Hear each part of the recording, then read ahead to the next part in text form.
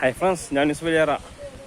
അപ്പോൾ കടലുണ്ടി പുഴ, കടലിൽ സംഗമിക്കുന്ന കടലുണ്ടിയിലാട്ടപ്പോൾ ഞാനുള്ളത്. ഇതുണ്ടല്ലേ, ഈ കാണുന്നത് കടലുണ്ടി പുഴയാണ്. അതേസമയം ഇപ്പുറം കടലാട്ട. അപ്പം ഇങ്ങനെ ചേരക്കൊമ്പൻ മലകളിൽ നിന്നും ഉത്ഭവിച്ച് കടലുണ്ടി പുഴ മലപ്പുറം ജില്ലയെ കീറിമുറിച്ച് അവസാനം എത്തപ്പെടുന്നത് ഈ ഒരു ഏരിയയിലാണ്. ഇതാണ് കടലുണ്ടി കാണുന്നത്. ഇതാണ് കടലുണ്ടി പക്ഷി സങ്കേതം സ്ഥിതി ചെയ്യുന്ന സ്ഥലമാണ്. കമ്മ്യൂണിറ്റി റിസർവാണ്. ഏകദേശം 100-ലേറെ പക്ഷികളെ ഈ ഒരു ഏരിയയിൽ കാണാൻ കഴിയും.